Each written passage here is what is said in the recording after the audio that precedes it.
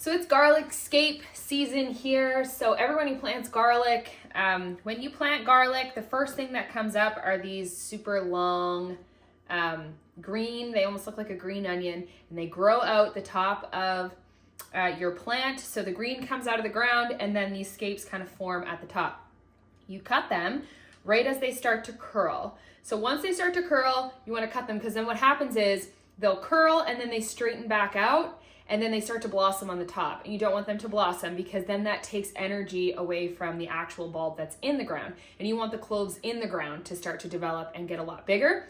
So if you are a homesteader or someone who gardens and you have garlic, then you know that once they start to curl like this, you go through your garden and you cut off the scapes off the top. We used to have a whole field of garlic in the back here, thousands of plants, and we used to have to go around by hand and cut off the scapes. So we didn't actually grow garlic this year, but a friend of mine was so sweet to bring us a whole bunch of their garlic scapes that his wife had cut off of their plants, and I'm gonna make garlic scape pesto out of it. So I'm gonna show you how to make pesto. It's super easy. All you need are some scapes and some cheese and cashews. I'm using cashews. A lot of people use pine nuts. I really like the flavor of cashews and they're a lot easier for us to get here. So I'm using cashews, some lemon juice, some salt and pepper, and some oil, and you know, it's super easy. So I'm gonna show you, how we do that. We're gonna use our Ninja food processor to grind it all up. And the beautiful thing about pesto is it freezes really wonderfully. So we can make this. It's going to make quite a large amount of it, more than we can use right now. And you can put it into little ice cube trays, freeze it in the freezer, and then pop them into a bag and keep them in the freezer. You can chuck them in with your pasta all through the winter, and it is so delicious. So definitely make this, even if you're not going to eat it all right away. Make it, freeze it, and then have it all winter. So let's get started. Okay, so in here we have our garlic scapes. So what we did was we cut them up really small. You don't have to cut them. I just find it helps blend a little bit more if they're cut.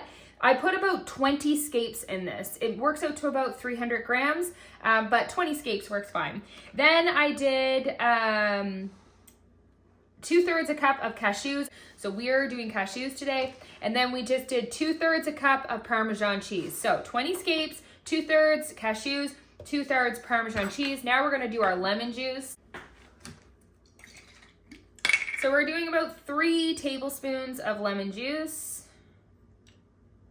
And you can adjust this to taste. It doesn't have to be, we're gonna start with probably 2.5. It doesn't have to be perfect right away. And then we're gonna add in our salt. So garlic scapes, cashews, cheese, lemon juice, salt, pepper. And then all this is to taste. And then we're going to add in our oil. So I like to use a neutral oil, but you can use an extra virgin olive oil. We're gonna do 2/3 a cup of oil. So then we're gonna just take our bowl and we're gonna stick it right on the top there and turn it on. So I start at the lowest setting and then kind of work my way up.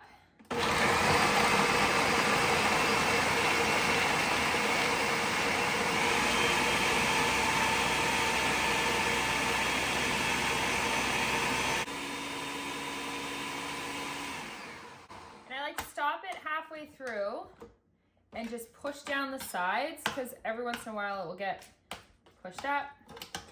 We want to make sure that we mix this until it's like a really smooth consistency. So we're still not done, but we're getting there. So it's quite pasty, but we still got quite a few chunks in there. So we're going to keep on going. So while that is blending up, we're going to stick some dried pasta noodles into some boiling water. If you're looking for my homemade pasta recipe, you can find it in my library there. There is a video and a recipe on homemade pasta. So we'll let that cook up and we're gonna make pesto pasta. This smells absolutely delicious. And this is about the consistency that we want it to be.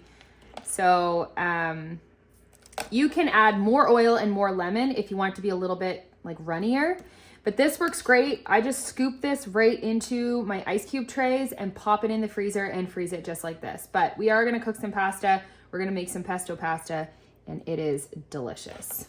So for our pasta, we're just gonna put a blob of pesto in there and we're gonna just mix it around. You could do this in a pan for all of it, but if you're just wanting one dish of it, same with, you could stick just a cube of it from the freezer right in with your pasta and just kind of mix it all together. And we'll get some pepper.